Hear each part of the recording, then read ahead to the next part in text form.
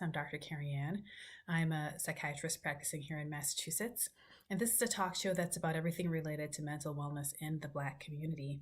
So if you have a question or comment throughout the show, you can just drop a comment and I will be able to respond to your comment. Well, on today's show, I won't have a guest, but I wanted to do a mental health check in with you. So today is going to be mental health check in with Dr. Carrie Ann. So, how are you doing? I mean, at this point in the pandemic, things are kind of raging on. There's a lot of things going on. We thought that at this point things would be in a better place, but it turns out that with the Delta variant, things are still going along. So, how are you doing with this pandemic? I know some of us are still thinking about vaccinations. Some people are still hesitant to be vaccinated.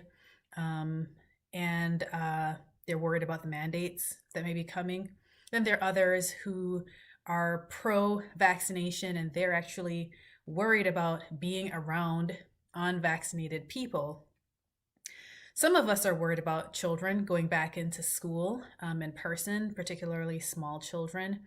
Some of us are worried about going back into work in person after having been remote for so long. I wanted to know, how are you managing your anxiety about the pandemic? So let's check in. Well, the first thing I want you to do, if we're thinking about the anxiety related to the pandemic, is to begin by increasing just your awareness of your feelings and your body. So I want you to pay attention to how your body feels, even right now, as you're listening to this. I want you to focus your attention on your body. You may even kind of put your hand on your shoulders, try to notice if there's any muscle tension. Move your hand to your arms, feel the muscles on your arms. Maybe even move and feel the muscles of your stomach. And just notice if you're experiencing any muscle tension in the muscle groups of your body. What do you notice? Are you feeling tense? Sometimes we're not even aware of how tense we are, how tight our muscles are. And so a lot of us are actually unconsciously tense all day. And if you're unconsciously tense all day, that can lead to feelings of exhaustion and fatigue. Think about it. Have you ever felt tired, even if your job requires you to be mostly sitting all day? You still feel exhausted by the end of the day. Well, there's a lot of reasons for that. But sometimes it's because of the anxious tension. We're actually clenched. We don't realize how tense we are all day. We're just holding that anxious tension in our bodies.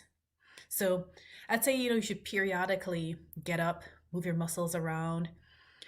There's even this thing called progressive muscle relaxation where you deliberately clench your muscles and then relax them.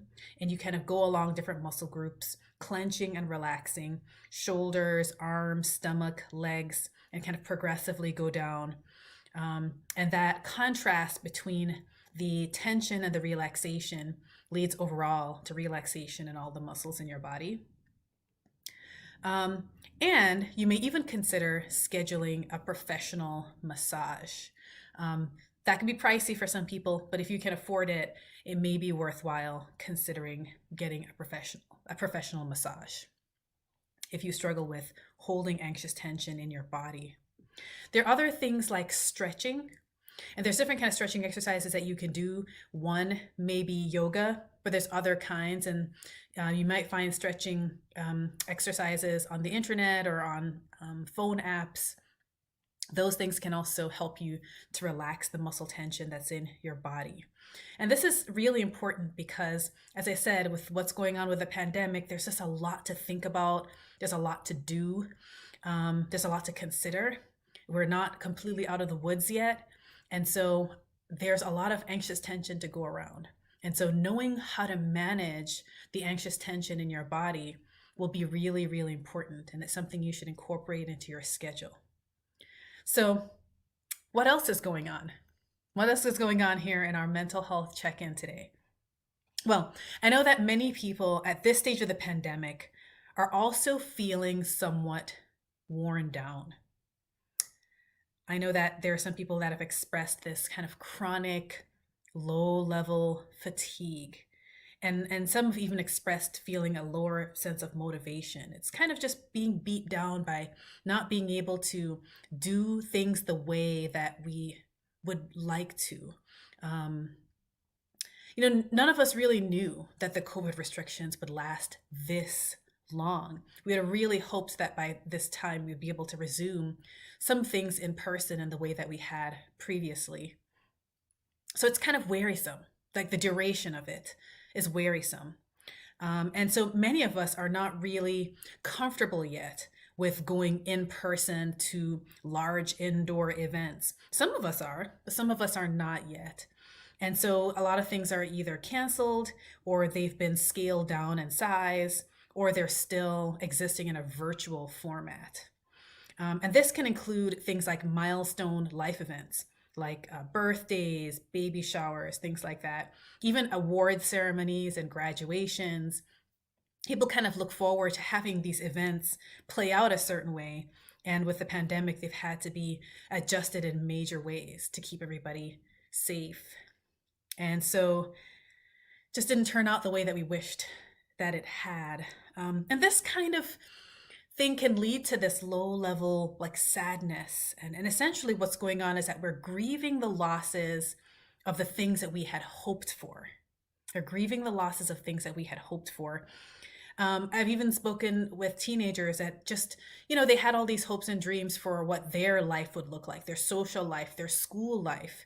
And they're grieving the loss of some of their typical school and social experiences as well.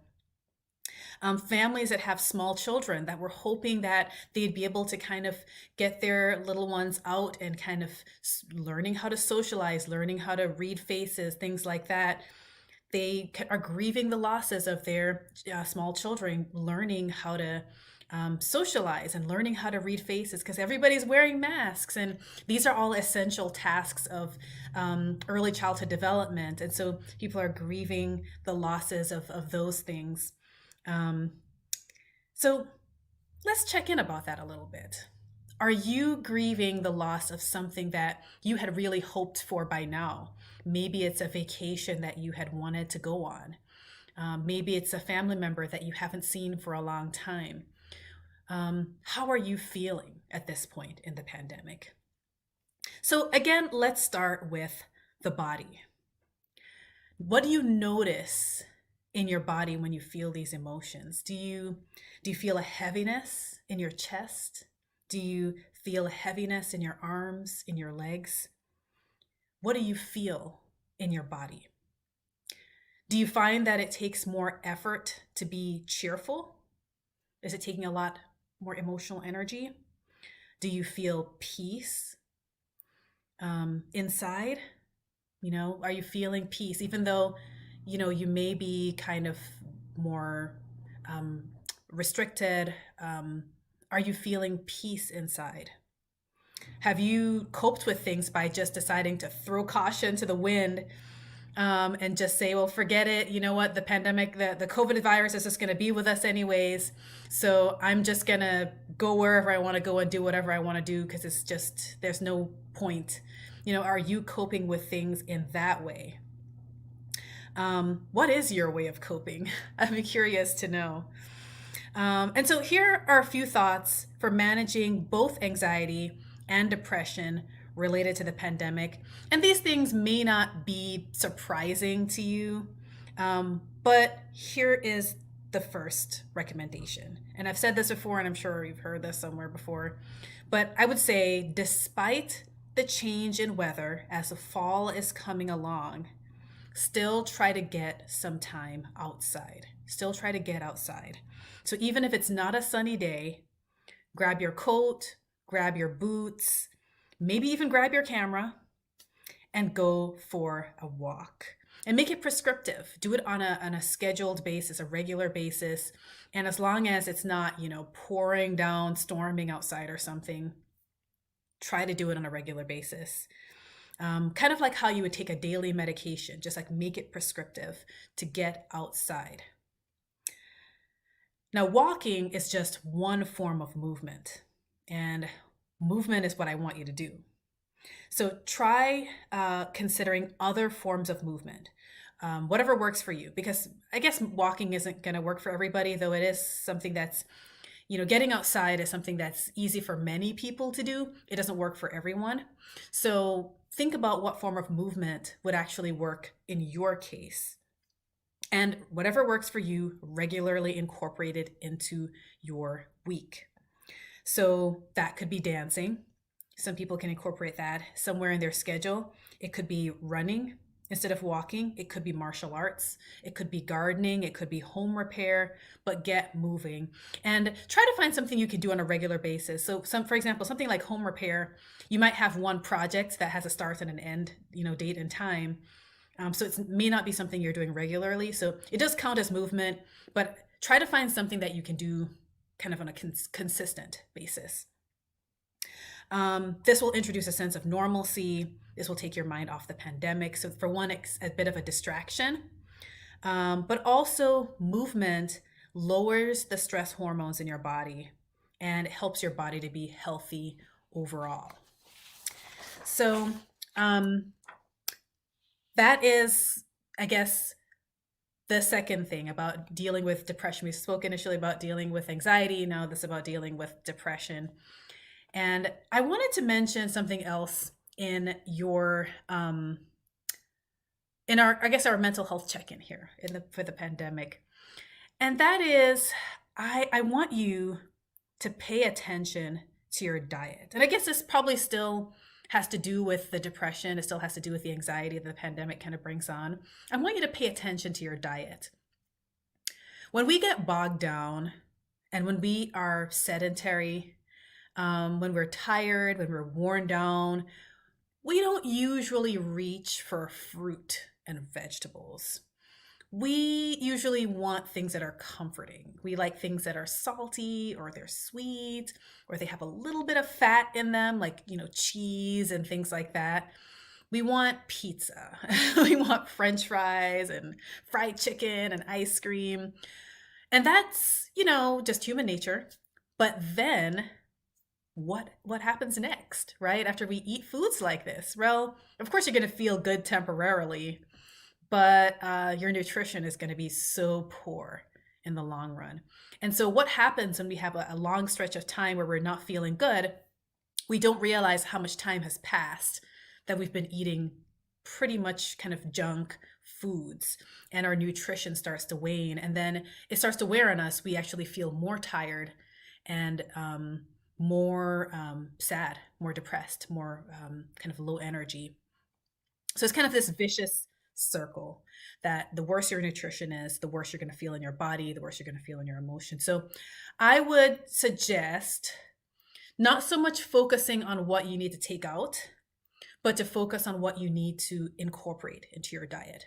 So for example, I would suggest incorporating smoothies that have healthy supplements in them. So smoothies that would have like antioxidant supplements in them. Or there's these things that they call them adaptogens. You can look it up. And it includes things like maca root and ashwagandha. These sorts of things can be additives to your smoothie. You can also add things like spirulina, which is high in vitamin A, so that'd be good for your immunity. And there's other little things, and kind of so use things that are either immune boosters or they're kind of like protein. And just do your research, but I would definitely recommend incorporating smoothies that have nutritional additives, and that will boost the nutritional kind of content of your diet. So I'm not telling you that you can't eat junk food at all. I'm talking about incorporating foods that have high nutrition value, that match the caloric kind of value. So for the calories you're getting a high number of nutrients, versus other foods where for the calories you're not getting a high number of nutrients. So try to kind of shift the balance that way. So again, these sorts of things, I consider them to be health boosters. They do not replace medications. They do not replace vaccination. They're just health boosters, immune boosters, that sort of thing. Try to reduce sugar, which is easier said than done. But it is so good to reduce the overall sugar in your diet. Again, no reason to be radical. You don't have to cut everything out, but try to find ways here and there to improve your nutrition. Your emotions will thank you. Your body will thank you. You will be more productive. It just really helps. So try to put that little extra effort into paying attention to your diet. Okay. So how are you doing so far? How are you doing? It is time to talk a little bit about the current racial climate. How are you doing with that? How are you doing with the current racial climate? For those of us in the Black community, of course, we've been dealing with the racial climate for years, but for a lot of folks out there that had not really been paying attention, it's just been really in the last year or so that they've really been paying attention to the racial climate in the US. But no matter what race you are,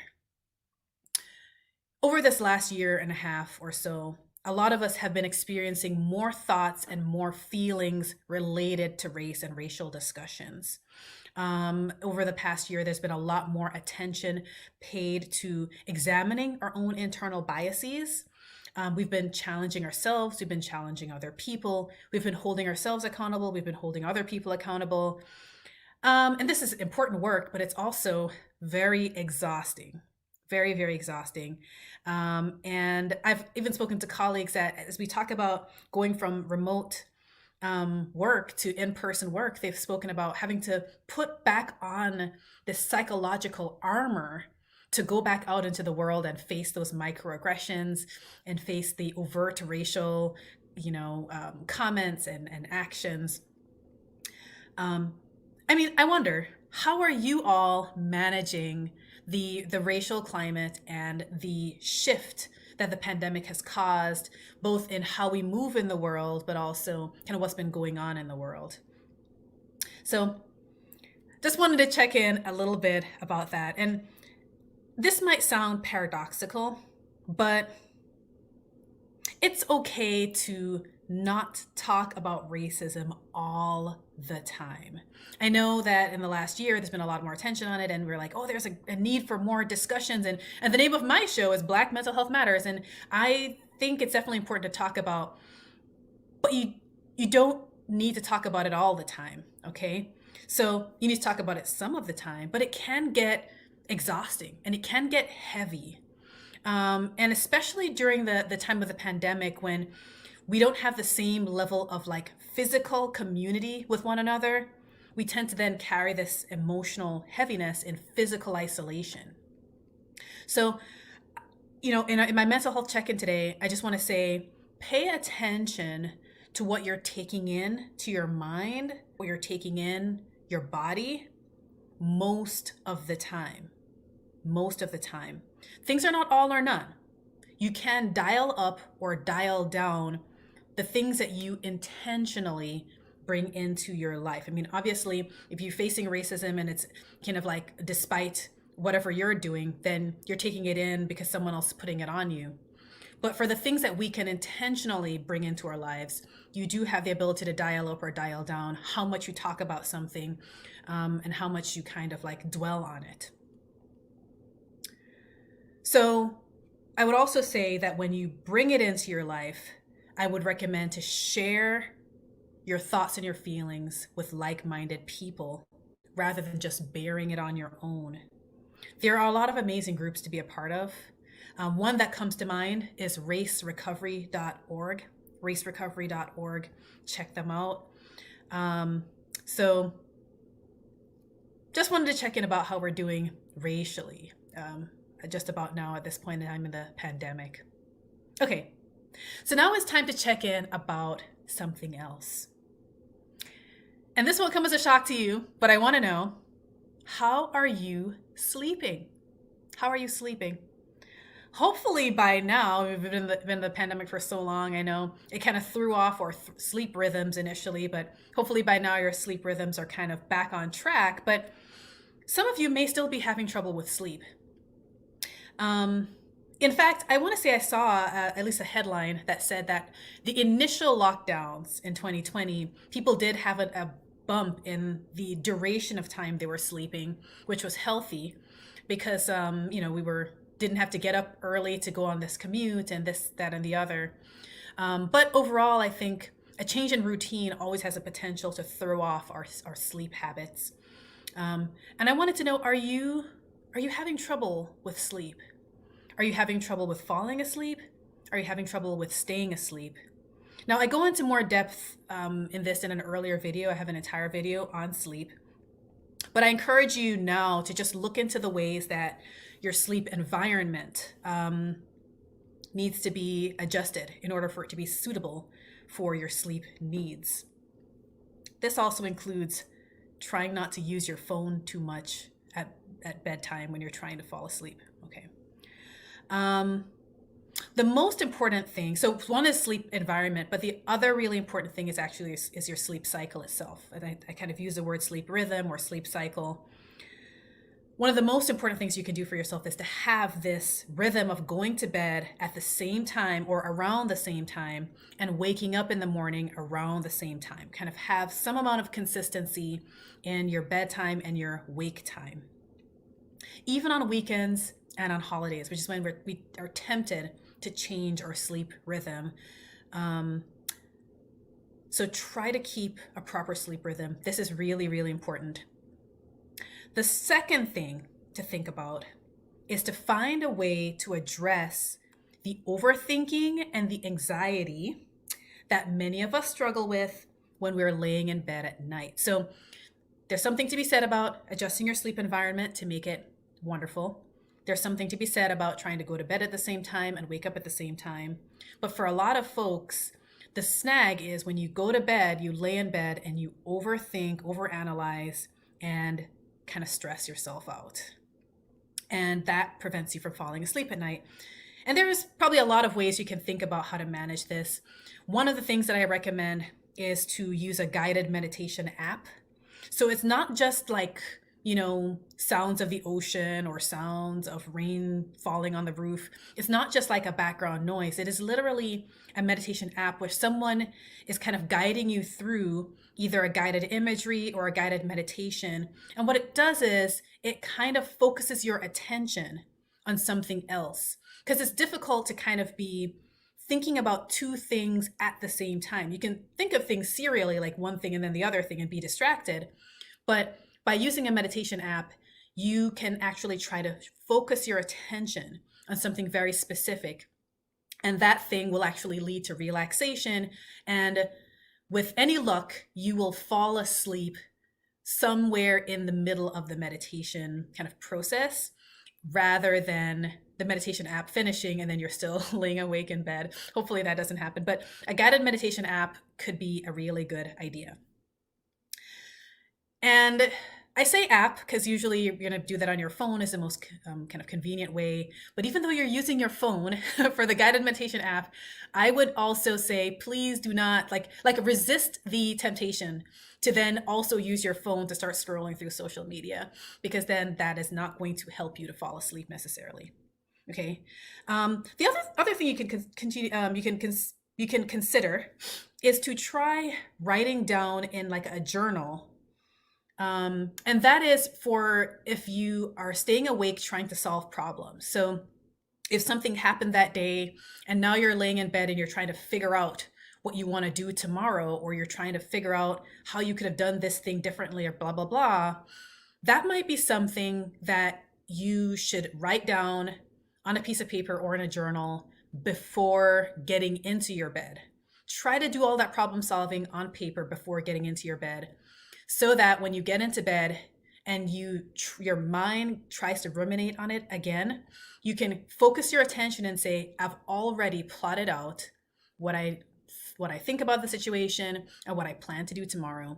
I've already decided it. And you can keep shifting your mind back to, I've already written that down, rather than circling it again in your mind. So you can combine the two things. You can have the journal where you write down all the things that you needed to problem solve and plan for. And then when you get into your bed, do the guided meditation app or like a guided imagery.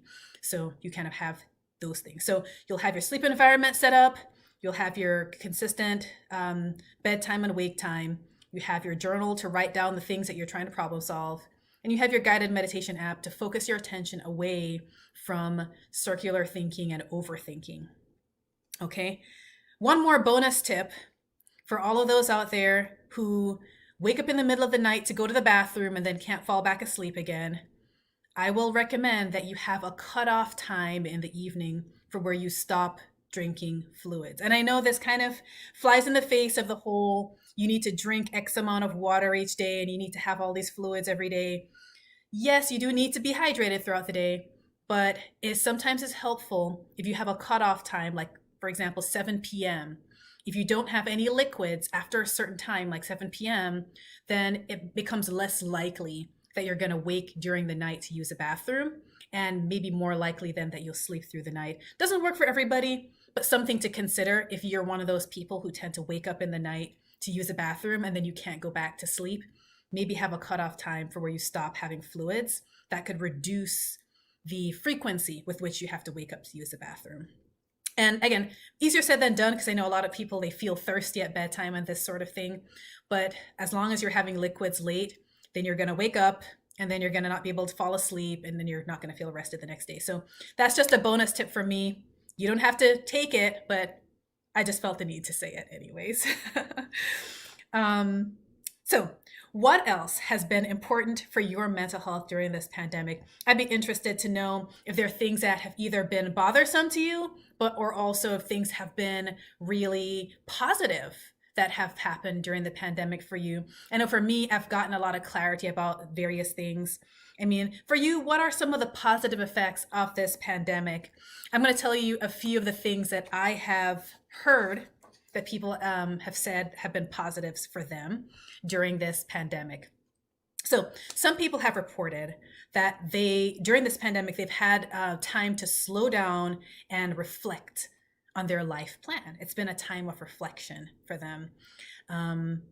And they've been able to kind of think about their life goals. They've been able to kind of reassess, are they in the right career? Are they in the right place?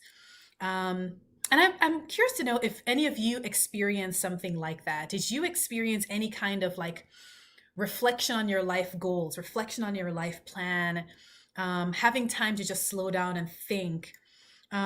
Sometimes some people kind of use this time to launch new businesses or to write a book or to start a podcast. That seemed to be a very popular thing in 2020, people starting podcasts and starting YouTube channels.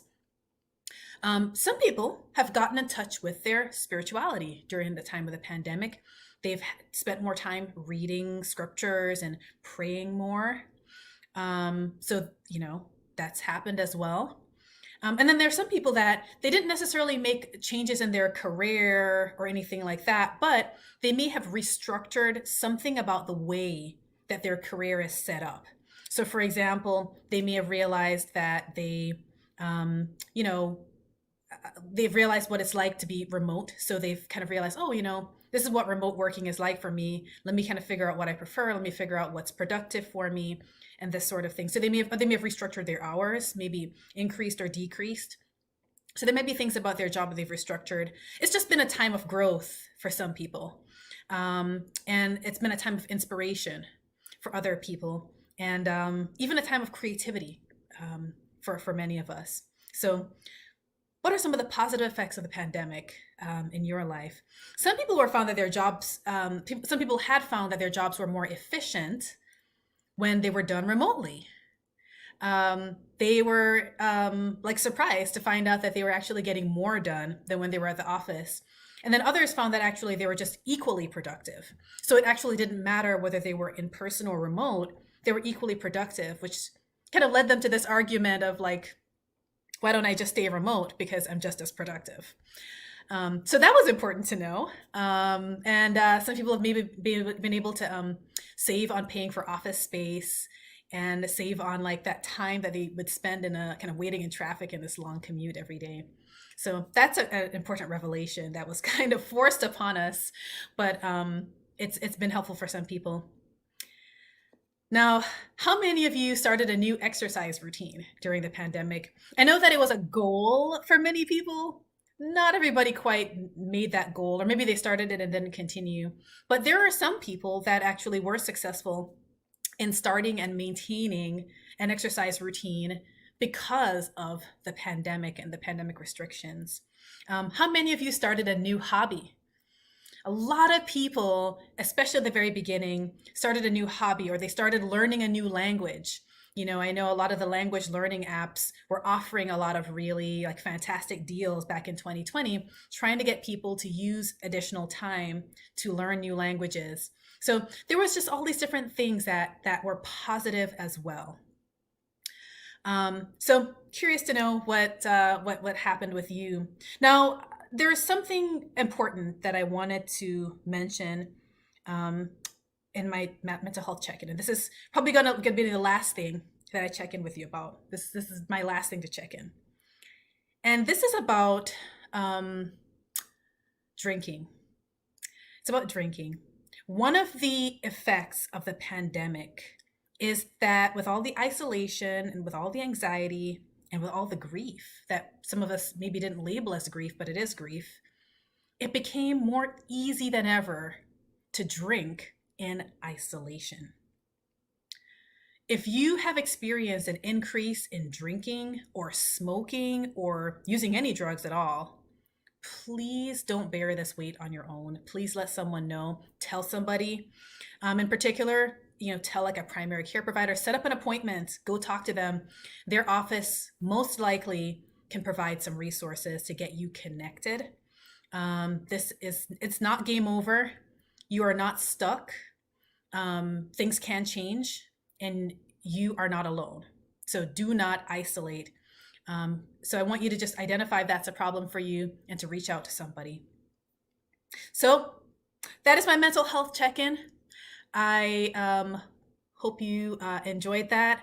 And again, let me know what you've been up to. Leave a comment, let me know. And I would like for you to tune in again next Sunday at 1 p.m. Eastern Standard Time here on my live stream on Facebook and on YouTube at Dr. Carrie Ann. So have a great week.